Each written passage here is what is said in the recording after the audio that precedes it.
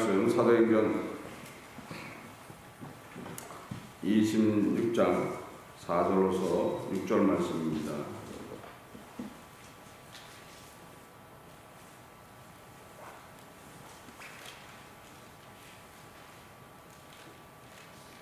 사도행전 26장 4절로서 6절. 사도행전 26장 4절로서 6절 말씀 합독합니다. 내가 처음부터 내 민족 중에와 예루살렘에서 젊을 때에 생활한 성도들을 유대인이 다 아는 바라. 일찍부터 나를 알았으니 저희가 증거하려 하는 내가 우리 종류의 가장 엄한 발을 쫓아 바리새인의 시험을 하였다고 할 것이다. 이제도 여기 서서 신문받는 것은 하나님이 우리 조상들에게 약속하신 것을 바라는 까닭이니. 아멘.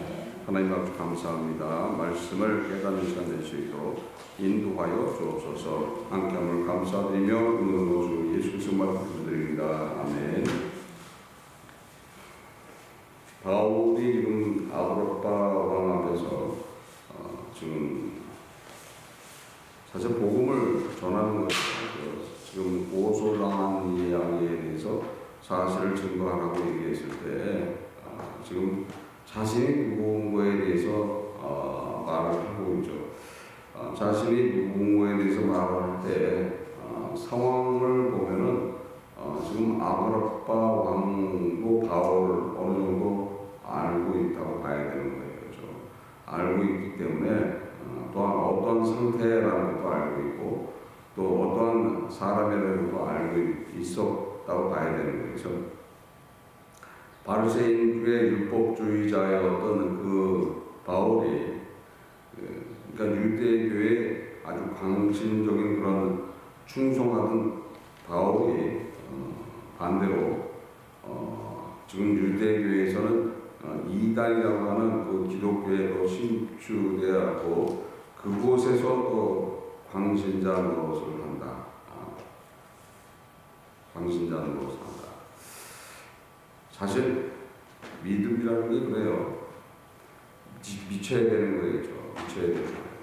우리는 예수한테 미쳐야 되는 거예요.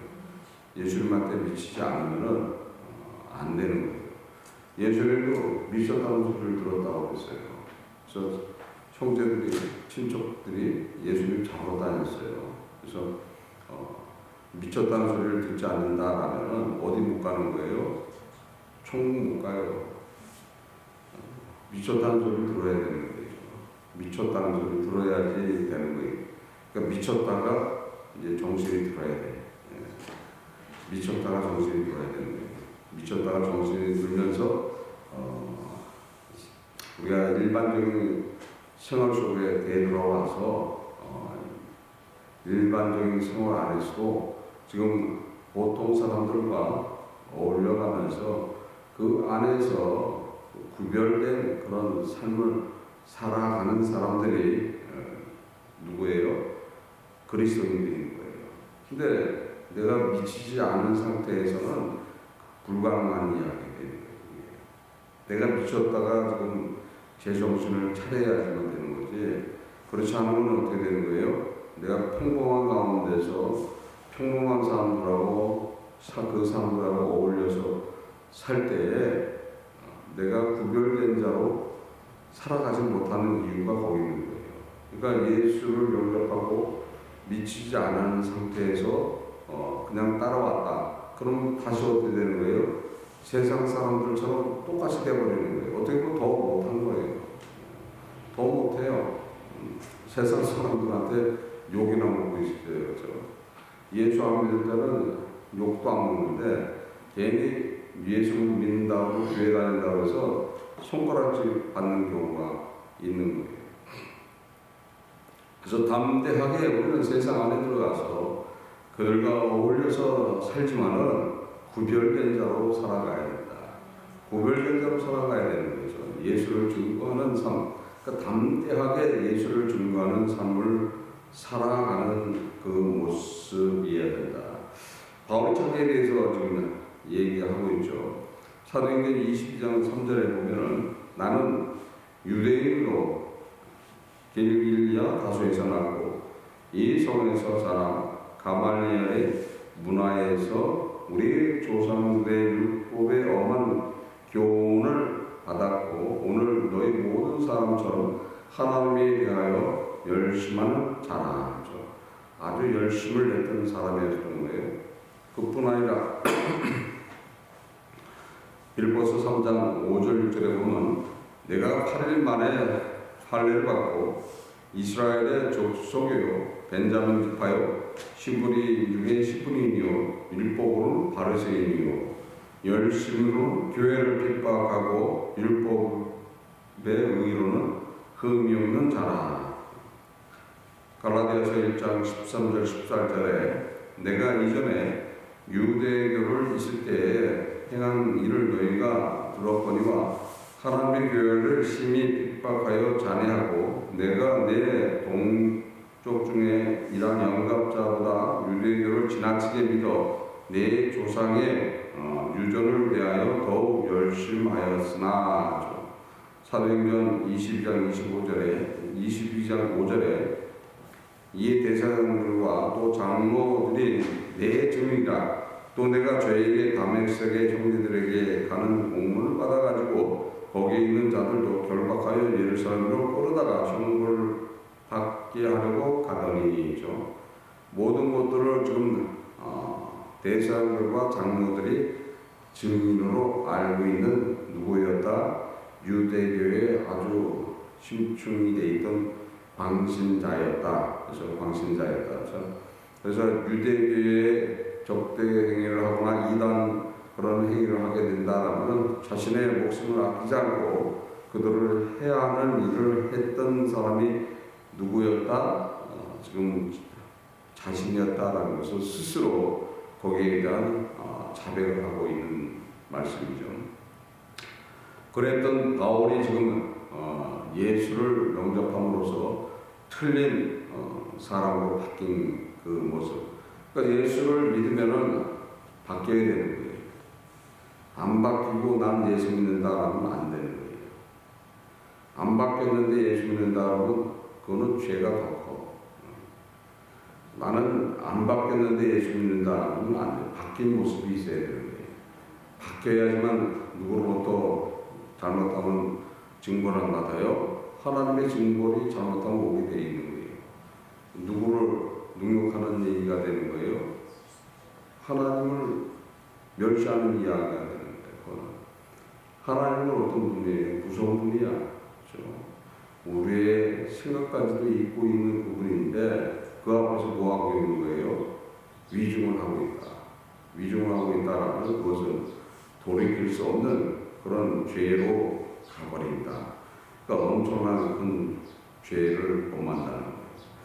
그래서 예수님이 분명하게 말씀하십니다. 성령을 말로 해방하게 된다면 이 세상뿐만 아니라 돌아오는 세상에도 사함을 받지 못한다. 그러니까 하나님 앞에 죄를 다시 범하게 된다면 그것은 돌이킬 수 없다. 내가 예수를 믿지 않았다 했을 때는 문제가 안 되는 것들인데 예수를 믿음으로써 문제가 되는 것들이 많다는 거죠. 차라리 예수를 안 믿고서 예수님 우편에 달렸던 강도냐 마지막 순간에 주여 나를 돌봐 주옵소서. 그래서 그 앞에 자백하면은 당연히 어떻게 되는 거예요? 죄 안에 살았으니까 죄인으로 사는 거야. 그러니까 뭐 별 문제가 없는 거야. 그런데 은혜를 받았다면서 죄의 모습으로 살았다라면은 거기에는 엄청난 문제가 생기는 거예요. 그래서 나도 모르는 사이에 나는 엄청난 문제에 들어갈 수도 있다는 것을 알아야 되는 거예요. 그게 문제라는 거예요. 그래서 그걸 자백을 해야 된다. 그거 자백하기가 엄청 어려운 거예요. 세상째 자백하는 것은 쉬워. 생각하면 다 기억나요. 다 기억나, 세상째는. 근데 하나님 앞에, 주님 앞에 범한 죄들은 알지 못하는 것들이 많아요. 그러니까 그거를 낱낱이 자백하고 회개하지 않는다라면은 안 된다는 거죠. 내가 변해야 된다는 거예요. 변하면 어떻게 되는 거예요? 변하면은 그때마다 일어나는 죄에 대해서 어떻게 되는 거예요? 자백과 회개할 수 있다. 안 변화 있는 상태에서는 회개하지 않고 당연히 무엇으로 어떻게 되는 거예요? 당연한 이야기처럼 이야기하게 되고 그거를 합리화하고 핑계를 일관하게 된다. 그러니까 핑계를 일관하게 된다라고 해서 전혀 기억을 못한다는 거예요. 이게 문제라는 거예요. 그래서 내가 변했으면은 알아요, 몰라요? 알아. 변했으니까 아는 거 실수할 수 있어요. 변했으니까 아니가 실수해. 그러면 어떻게 되는 거예요? 그 즉시 돌아서면서 회개와 자백이 일어나는 거예요. 그래서 인생을 살다 보면은, 세상을 살다 보면은 지금 바울처럼 이런 일을 당할 수도 있단 말이죠. 이런 일을 당할 때 억울하다. 그러면 나도 모르게 분을 내고 혈기를 낼 수가 있단 말이죠. 분과 혈기를 낸다라면 내가 분명하게 세상 안에서도 구별된 대로 살아가는 것이 예수를 통해서 생명을 받은 사람들이라고 얘기를 하고서 살아가면서 그렇지 않은 모습이 있다면 그것이 문제가 되는데, 내가 변해 있는 상태에서는 나의 모습을 본다는 거예요. 그러면 분내고 혈기 낼 수 있어요. 그러니까 돌아서는 순간에 어떻게 되는 거예요? 내가 실족했구나. 금방 알아요. 근데 내가 변하지 않았으면 어떻게 되는 거예요? 당연한 거예요. 당연한 건데 억울한 거예요. 그러니까 그 순간에 뭐가 없는 거예요? 예수는 얻고 가버린 거예요. 내가 그 순간은 나는 예수 믿는 사람이 아닙니다. 이렇게 되어버려요. 그래서 그거는 당연한 거로 돼 있는 거예요. 당연한 내가 억울한 일 당해서 내가 거기에 대한 이야기를 했는데 뭐 그래. 잘못이 없지. 그러나 그렇지 않게 돼 있다. 예수님은 십자가를 담당하시면서 아무도 유혹하지 않았다 그랬어요. 아무도 미혹하지 않았다 그랬어요. 공의로 심판하님한테 모든 것들을 맡겼다. 이렇게 되어 있죠. 그랬듯이 나의 모습이 완전히 바뀌지 않는다면 지금 바울처럼 이런 상황이 있을 때 당당하게 말하지 못한다는 거죠. 바뀌었기 때문에 당당하게 이야기한다는 거예요. 그렇지 않다 알았다라면 어떻게 되는 거예요? 거기에 대한 이야기가 나오는 거죠. 내가 듣다 보니 너 저기 에베소에 가서는 이상한 짓 했다고 그러는데 근데 그게 아니죠. 그게 아닌 거예요. 그랬듯이 당당하게 이야기할 수 있는 그런 진정한 그리스도인의 삶이 무엇인가를 잘 깨닫고 내가 진정으로 변화를 가졌는가, 바뀌었는가, 내가 항상 주와 더불어 살고 있는가, 주님 보시기에도 내가 부족함이 없는가. 우리는 부족할 수밖에 없어요. 그러나 그 앞에 자백하는 삶을 살고 있는가. 자백하면 능력이 있게 되는 거죠.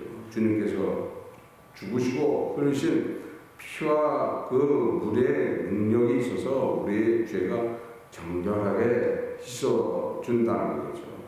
그래서 그 능력을 통해서 우리는 항상 깨끗함을 받고 죄에 대한 것을 자유롭게 그것을 해결하고 나가는데, 변화를 받지 못했다라면 그렇지 못하다는 거죠. 아주 중요한 것이 내가 지금 진짜 변했는가 안 변했는가, 그걸 놓고 이야기하는 거예요. 그래서 네 안에 예수가 있는가 없는가 확인해봐라. 없으면 버리는 자다. 아주 단호하게 얘기하는 거죠. 그래서 그게 중요하다는 거죠. 그걸 간구하고 소원하고 부르시면 응답하신다고 말씀하신 거예요. 그래서 그걸 놓고 부르시게 된다면 승리할 수 있다는 거예요. 가르쳐 주신다는 거예요. 누가 가르쳐줘요? 보혜사가 오셨잖아요. 보혜사가 그거를 가르치고 보호해 주시는 그 은혜의 분이 계신데도 불구하고 그것을 안 하고 있다라면 그것이 또 죄가 된다는 거죠. 은혜는 와 있는데 안 하다. 그 은혜를 구원하고 그 은혜를 갖다 구하시기 위해서 예수님은 십자가에서 매맞고 욕당하고 죽음으로 더 고통스러운 그 죽음을 통해서 부활하셔서 하나님 편에 앉으셔서 그것을 이루어 주시고 또 그것을 해 주셨는데도 불구하고 그런 모습이 우리한테 없다라는 것은 진짜 큰 죄가 된다는 거예요. 그래서 우리는 죄가 무엇이고 주님과 동행하는 것이 무엇이고 내가 진정으로 그리스도인인가 내 안에 예수 그리스도가 살고 계신가 라는 것이 가장 큰 답이라는 것을 알고 자신들을 되돌아보면서 내 안에 누가 살지 그것이 답인 거예요. 그래서 내 안에 예수 그리스도가 살 때 우리는 항상 기쁨이 넘치고 천국을 이뤄가는 그런 삶 어느 곳에 가든지 구별된 그리스도인의 삶을 살게 될 줄을 믿습니다. 그런 믿음 안에서 다 승리하시기를 주 예수 그리스도의 이름으로서 축원합니다. 기도하시겠습니다. 하나님 앞에 감사합니다. 성령께서 이 시간 함께하는 감사드립니다. 저희들 부족하지만 주와 더불어 살 수 있도록 인도하시고 주의 사랑 안에서 승리된 삶 살아갈 수 있도록 인도하시고 항상 주를 닮아가기를 소원하고 주의 마음을 그대로 실천하기를 소원하고 주님께서 주시는 은혜와 삶을 살기를 소원합니다. 주님 항상 붙들어 주셨고 함께하여 주옵소서. 함께함을 감사드리며 이 모든 것 주 예수 그리스도의 이름으로 기도드립니다. 아멘.